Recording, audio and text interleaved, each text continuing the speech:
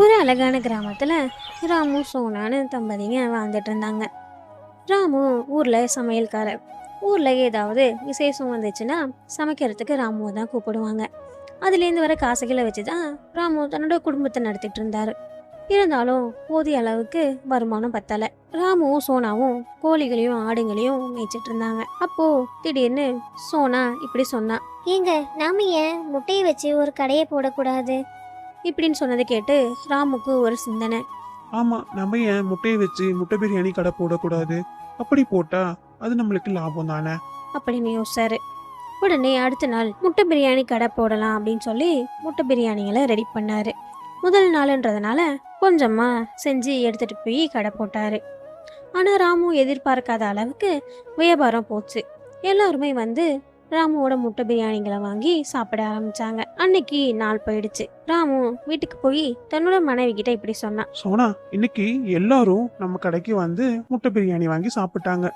எல்லாருக்குமே நம்மளோட பிரியாணி பிடிச்சிருச்சு. எல்லா பிரியாணியுமே வித்துடுச்சு. உடனே சோனா இப்படி சொன்னான்.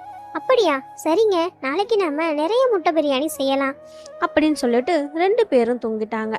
அடுத்த நாள் காலையில சோனா முட்டைகளை ரெடி பண்ணிட்டு இருந்தா. ராமு சமையல் செய்ய தொடங்கினான். நிறைய பிரியாணிகளை செஞ்சாங்க. அடுத்த நாளும் அப்படியே எல்லாருமே வந்து முட்டை பிரியாணிகளை வாங்கிக்கிட்டாங்க. இப்படியே நாட்கள் போச்சு. ஒரு நாள் மழைக்காலம் ஆரம்பிச்சது. அந்த மழைக்காலம் ஆரம்பிச்சதுனால அதிக மழையில யாருமே ராமுவோட கடைக்கு வந்து பிரியாணிகளை வாங்கலை. அப்படி பிரியாணிகள் எல்லாமே வீணா போச்சு. உடனே ராமு இப்படி நினைச்சான். இவ்வளவு மழையில யாரும் கடைக்கு வந்து பிரியாணி வாங்க மாட்டாங்க.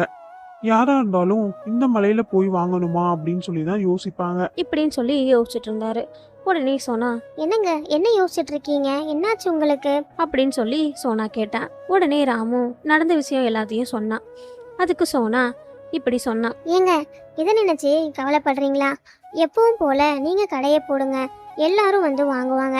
இப்படின்னு சொன்னதை கேட்டு உடனே ராமு கடைகளை போட பிரியாணிகளை தயார் பண்ணிட்டு கிளம்பிட்டான். அன்னைக்கும் யாரும் கடைக்கு வரல. பிரியாணிகளும் வழக்கம் போல வீணா போயிடுச்சு. ராமு ரொம்ப கவலையா வீட்டுக்கு வந்து தன்னோட மனைவியிட்ட எல்லாத்தையும் சொல்லி புலம்பிட்டு இருந்தான். சோனாவும் என்ன பண்றதுன்னு தெரியாம 2 பேரும் ரொம்ப கவலையோட இருந்தாங்க. அன்னைய நாள் அப்படியே போயிடுச்சு. அடுத்த நாள் காலையில மழை வழக்கம் போல அதிகமா வந்துட்டு இருந்தது. சோனா தன்னோட ஆடுங்களுக்கும் கோழிங்களுக்கும் உணவு போடுற இடத்துக்கு உணவுகளை போட்டுட்டு இருந்தா. ஆனா எந்த கோழிங்களும் ஆடுங்களும் அந்த உணவு இடத்துக்கு வரல. ஏன்னா அந்த இடத்துல மழை தண்ணி சொட்டிகிட்டே இருந்ததுனால. இதை கவனிச்ச சோனா ஆடுங்களுக்கும் கோழிங்களுக்கும் அதுக்கும் கிட்ட போய் உணவுகளை போட்டா. உடனே கோழிகளும் ஆடுங்களும் உணவுகளை சாப்பிட தொடங்குச்சு. அப்போ சோனாவுக்கு ஒரு யோசனை. உடனே வீட்டுக்குள்ள வந்து சோனா தன்னோட கணவர்கிட்ட இப்படி சொன்னான். ஏங்க எனக்கு ஒரு யோசனை.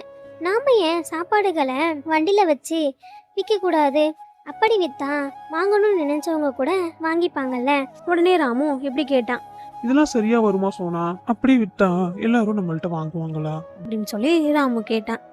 உடனே சோனா அதெல்லாம் வாங்குவாங்க, நீங்க இப்போ உணவுகளை போய் தயார் பண்ணுங்க அப்படின்னு சொல்லிட்டு சோனாவும் ராமுவும் உணவுகளை தயார் பண்ணி அந்த உணவுகளை வண்டியில் வச்சு ஊருக்குள்ளே போய் உணவுகளை விற்க தொடங்கினாங்க. அங்கே இருந்தவங்க வந்து, ஏன்பா ராமு, நான் உன் கடைக்கு தான் வரலாம்னு நினைச்சேன். ஆனா இந்த மழையில வர முடியல. நல்ல வேலையா நீ ஏன் வந்துட்ட. இந்தா எனக்கு 2 பார்சல் கொடு அப்படின்னு அங்கே இருந்த பெரியவர் உணவுகளை வாங்கிக்கிட்டாரு. இப்படியே ஊர்ல இருந்த எல்லாரும் உணவுகளை வாங்கிக்கிட்டாங்க. எல்லா உணவுகளும் வித்துடுச்சு. இதை பார்த்து சோனாவும் ராமுவும் ரொம்பவே சந்தோஷப்பட்டாங்க. உடனே ராமு சோனா கிட்ட இப்படி சொன்னான். உன்னோட புத்திசாலித்தனத்தினாலதான் இப்போ நம்மளுக்கு இந்த வெற்றி அப்படின்னு சொல்லி ராமு தன்னோட மனைவியை புகழ்ந்துட்டு இருந்தான். அப்படியே ராமுவோட முட்டை பிரியாணி கடை ஊர்ல ஃபேமஸ் ஆயிடுச்சு. ராமு தன்னோட முட்டை பிரியாணி கடையை பெரிய கடையாக மாற்றி அதில் வர வருமானத்தை வச்சு தன்னோட வாழ்க்கையை நடத்திட்டு ராமுவும் சோனாவும் ரொம்ப சந்தோஷமாக வாழ்ந்துட்டு இருந்தாங்க. இந்த ஸ்டோரி உங்களுக்கு பிடிச்சிருந்துச்சுன்னா நம்மளோட சேனலை சப்ஸ்கிரைப் பண்ணிக்கோங்க. பக்கத்துலேயே பெல் ஐக்கான் இருக்கும், கிளிக் பண்ணி ஆள்னு கொடுத்துக்கோங்க. உங்களுக்கு வேறு ஏதாவது ஸ்டோரி வேணும் அப்படின்னா கமெண்ட்டில் சொல்லுங்கள். தேங்க்ஸ் ஃபார் வாட்சிங்.